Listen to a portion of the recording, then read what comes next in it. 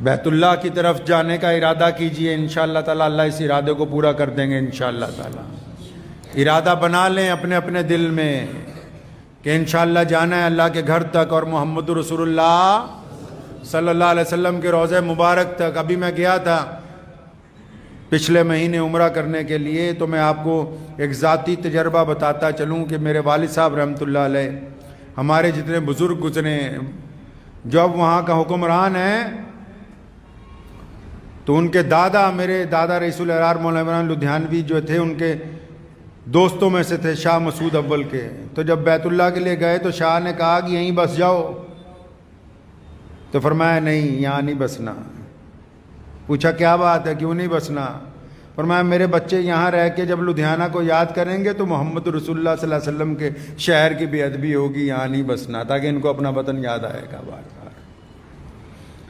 ابو جان رحمۃ اللہ علیہ، شیخ اسلام مولانا حبیب الرحمن لدھیانوی رحمۃ اللہ علیہ، حج کی بڑی خواہش تھی، لیکن جب عمرے پہ گئے تو میں نے بھی کہا، کہیں اور لوگوں نے بھی کہا، بڑے بڑے مولوی جو جاتے ہیں ان پہ اعتراض نہیں، ایک قصہ واقعہ سنا رہا ہوں میں آپ کو۔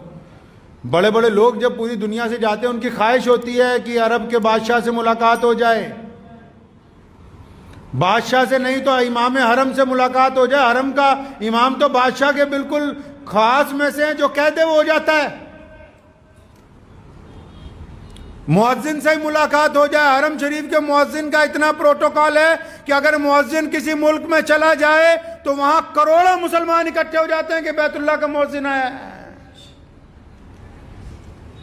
وہ تو اللہ تعالیٰ نے ان کو شہزادے بنایا ہے، اللہ نے ان کو بڑی عزت عطا فرمائی ہے۔ تو ابو جان رحمۃ اللہ علیہ کو بڑے لوگوں نے اصرار کیا، جب بیت اللہ میں جاؤ گے، عمرہ کر لو گے، تمہاری ملاقات وہاں دو چار بڑے لوگوں سے کروا دیتے ہیں، امام صاحب سے کروا دیتے ہیں، دو چار گورنروں سے ملوا دیتے ہیں۔ فرمایا اتھے آ کے بھی بادشاہ نو ملنا ہے، اللہ دے گھر چ بھی آ کے بادشاہ نو ہی ملنا ہے۔ حضرت عمر رضی اللہ تعالیٰ عنہ کے پڑپوتے نے یہ بات کہی تھی۔ وقت کے حکمران نے دیکھا کہ عمر بن خطاب کا پوتا حرم کا طواف کر رہا ہے، کہنے لگا ہاں کچھ چاہیے تو مجھے بتاؤ۔ اور فرمایا اللہ کے گھر میں بھی آ کے تجھ سے مانگنا ہے، یہاں آ کے بھی تجھے ہی درخواست دینی ہے۔ بڑا شرمندہ ہوا، کہنے لگا اچھا میں باہر انتظار کرتا ہوں۔ جب طواف کر کے باہر نکلے، باہر ملا، کہتا اچھا اب بتاؤ، اب تو اللہ کا گھر اندر رہ گیا، میں باہر ہوں۔ اور فرمایا جب اس مالک سے جس سے مانگنا تھا، جو دنیا کا مالک ہے، اس سے دنیا نہیں مانگی تو اس سے کیا دنیا مانگے گے ہم؟ جو لوگ جاتے ہیں، خاص کر آج کل جو بزنس کر رہے ہیں عمرے کا،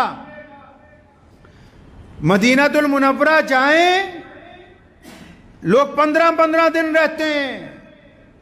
میں نے اپنے اکابرین کو دیکھا، بزرگوں کو دیکھا، اور مولانا حضرت امام ابو حنیفہ رحمۃ اللہ علیہ کی زندگی کا واقعہ ہے۔ مریدوں نے بار بار کہا حضرت چلیں مدینہ، فرمایا چلوں گا لیکن 3 دن رہوں گا۔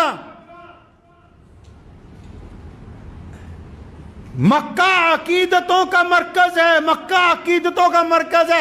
جائیے بیت اللہ کو پکڑ کے روئیں زاروں کی طرح، اللہ کے آگے گڑ گڑائیے، لیکن مدینہ محمد الرسول اللہ کا شہر ہے، یہ محبتوں کا مرکز ہے۔ محبت میں ذرہ سی بھی گستاخی اللہ کے حضور پسند نہیں کی جاتی۔ قرآن پاک میں اللہ نے فرمایا اپنی آواز کو میرے نبی کی آواز سے دھیما کر لو، اپنی چال کو نبی کی چال سے پیچھے رکھو، آداب کے اندر رہو۔ جن لوگوں کو اگر شوق بھی ہے مدینہ منورہ میں رہنے کا،